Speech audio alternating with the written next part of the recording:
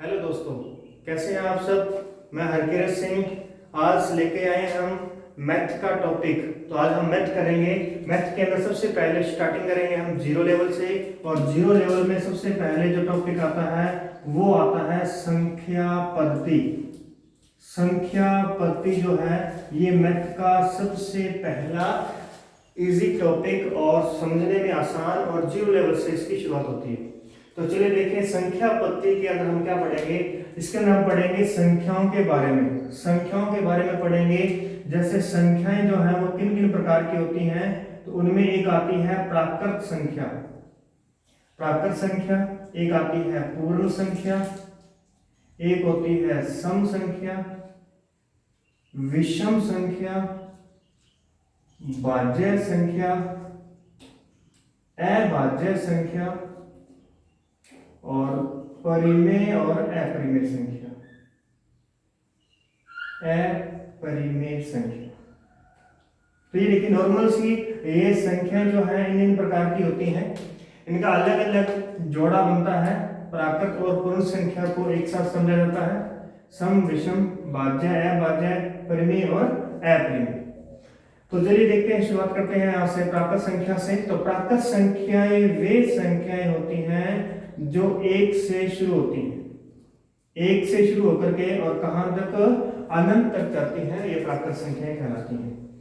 अब पूर्ण संख्या में क्या डिफरेंस है। तो पूर्ण और प्राकृत संख्या में एक छोटा सा डिफरेंस है। अगर हम इसमें जीरो ऐड कर देते हैं, अगर हम इसके अंदर जीरो ऐड कर देते हैं तो ये प्राकृत संख्या ही क्या कहलाएंगी, पूर्ण संख्याएं कहलाएंगी।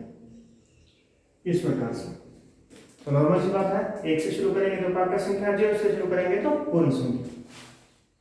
उसके बाद हम देखते हैं सम संख्या। सम, तो आप जानते हैं सम संख्या जिसमें दो का डिवाइड होता है, दो से डिवाइड होता है जिसके अंदर। तो सबसे पहली सम संख्या दो, उसके बाद में 4, 6, 8, 10, यानी दो दो के अंतराल पे जो संख्या बनेगी, दो दो के गैप में बनेगी, और जिनमें दो का भाग भी जाएगा, दो दो के अंतराल में नहीं, ध्यान रखिएगा। क्योंकि विषम संख्या के अंदर भी क्या होता है, विषम संख्या 1, 3, 5, 7, 9, 11, क्योंकि अंतराल इनमें भी दो दो का होता है। तो हम इसलिए ऐसा नहीं कह सकते कि दो के अंतराल पर आने वाली संख्या सम या विषम होगी, नहीं।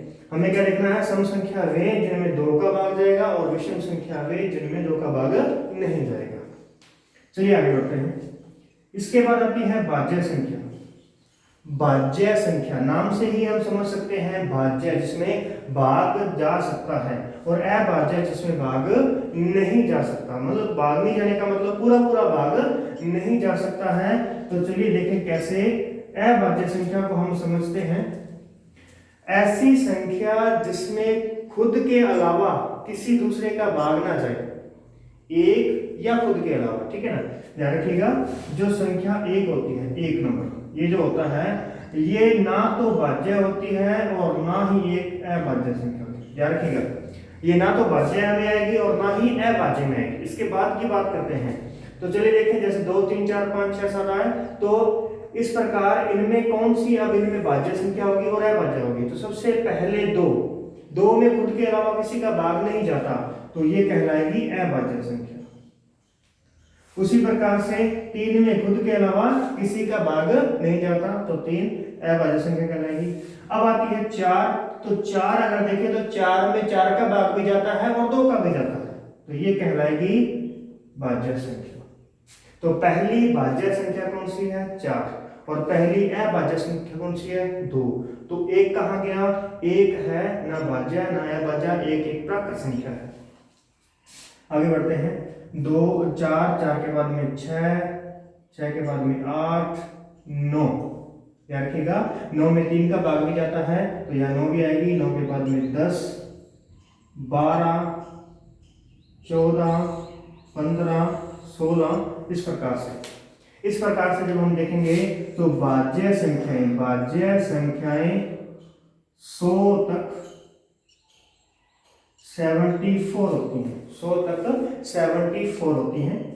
अभाज्य संख्या जैसे 2, 3, 5, 7, 11, 13, 17, 19, और उसके बाद में आगे बढ़े तो 19 के बाद में 23। तो यहाँ मैं आपको बता दूं कि अभाज्य संख्या जो होती हैं ये 100 तक 25 होती हैं, 100 तक 25 होती हैं, 50 तक 15 होती हैं और 25 तक 9 होती है। आप देख सकते हैं हम कहाँ पहुंच चुके हैं, 23 24 भाज्य है, 25 भाज्य है, तो यहाँ तक ये अभाज्य, 25 से पहले पहले ये अभाज्य संख्या आ चुकी हैं। तो कितनी संख्या आ चुकी हैं, 3 3 3 6 और 3 9, यानी ये 9 अभाज्य संख्या है कहाँ तक, 25 तक। और 100 तक कितनी होंगी, 25 होंगी, 100 तक 25 अभाज्य संख्या होंगी। तो 25 अभाज्य संख्या है, 74 भाज्य संख्या है, कुल मिलाकर देखें तो 99 संख्या हो गई है। तो बची कौन सी, एक, वो एक प्राकृत संख्या है। तो इस प्रकार से हमारे पास ये 100 संख्याएं कंप्लीट हो गई हैं। तो अब आपने मुझे कमेंट के अंदर ये बताना है कि इसके आगे की वो संख्याएं कौन सी हैं जो अभाज्य है। तो ध्यान रखिएगा, जिनमें खुद के अलावा किसी का भाग ना जाए वो अभाज्य संख्या कहलाती है। क्लियर यहाँ तक। अब देखिए आगे बढ़ते हैं। अब बात आती है परिमेय संख्याओं की। परिमेय संख्याएं वे संख्याएं, परिमेय संख्याएं वे संख्याएं जो या तो भिन्न के रूप में हो और या फिर उन्हें भिन्न के रूप में लिखा जा सके, या तो भिन्न के रूप में हो और या फिर भिन्न के रूप में लिखा जा सके, यानी P/Q, मतलब बटे में लिखी जा सकती है जो संख्या जिसमें एक अंश और एक हर होता है वो भिन्न संख्या कहलाती है। तो ऐसी संख्या जो भिन्न हो और या फिर उनको भिन्न के रूप में लिखा जा सके वो परिमेय हो।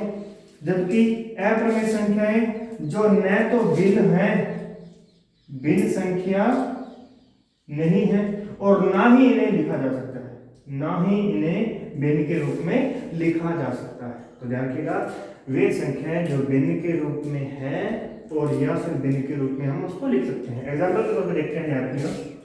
आपको बता दो सीधे तौर पे अपरिमेय संख्याएं 4 ही प्रकार की होती हैं। सबसे पहले 0, उसके बाद में देखें तो पाई का मान होता है 22/7, लेकिन 22/7 जो है वो क्या है, एक भिन्न है। तो भिन्न है तो इसका मतलब वो क्या है, एक परिमेय संख्या है। पाई आ गया हमारे पास में। उसके अलावा हम देखें आगे तो ऐसा रूट, देखो जरा इसके बाद में आगे बताता हूं आपको कि 22/7 को हम 3.14 भी लिखते हैं, तो ये भी एक परिमेय संख्या कहलाती है। इसके बाद में देखिए जरा, सभी प्राकृत संख्याएं, जितनी भी प्राकृत संख्याएं हैं वो क्या होंगी, परिमेय संख्या कहलाएंगी। प्राकृत संख्याएं परिमेय संख्या कहलाएंगी। उसके बाद में आगे बढ़ते हैं तो हमारे पास में आ चुका है जैसे 4,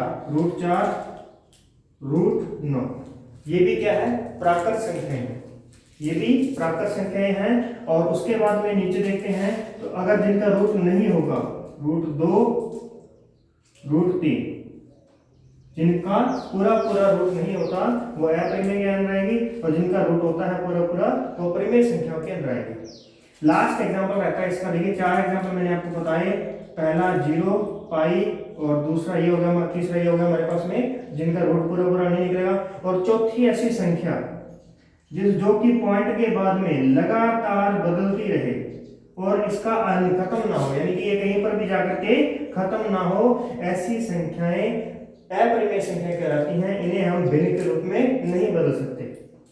अब एक एग्जांपल इसका और बचता है, वो बता दूं आपको लास्ट के अंदर, कि अगर संख्या पॉइंट के बाद में एक ही जैसी हो। अब आपके दिमाग में ये प्रश्न आएगा कि ये भी तो पॉइंट के बाद में लगातार चल रही है और रुक नहीं रही है, तब इसको कैसे परिमेय कह सकते हैं। तो ध्यान रखिएगा, इसका मतलब होता है जब ऐसी संख्या, एक संख्या लगातार चलती रहती है तो हम लिख सकते हैं 2/9। इसका मतलब ये होता है 2/9।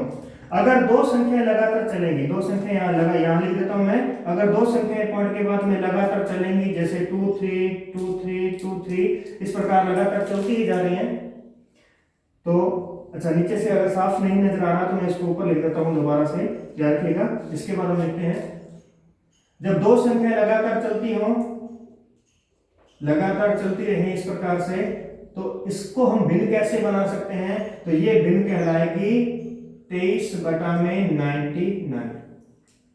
ठीक है, अगर एक संख्या चलेगी पॉइंट के बाद में लगातार तो उसके बटे में 9 लगा देना है। दो संख्या चलेगी 99 लगा देना है। अगर 3 संख्या लगातार चल रही है तो हम आप देख सकते हैं इसको करके, आपको आगे भिन्न के चैप्टर के अंदर इसको करवा दूंगा कंप्लीट। तो इसको हम लिखेंगे 1 2 3 अपॉन 999 इस प्रकार से। तो ये रहे हमारी नॉर्मल सी संख्याओं के बारे में छोटा सा वीडियो है। इसके बाद में आगे बढ़ते हैं, नेक्स्ट वीडियो बनाएंगे। तो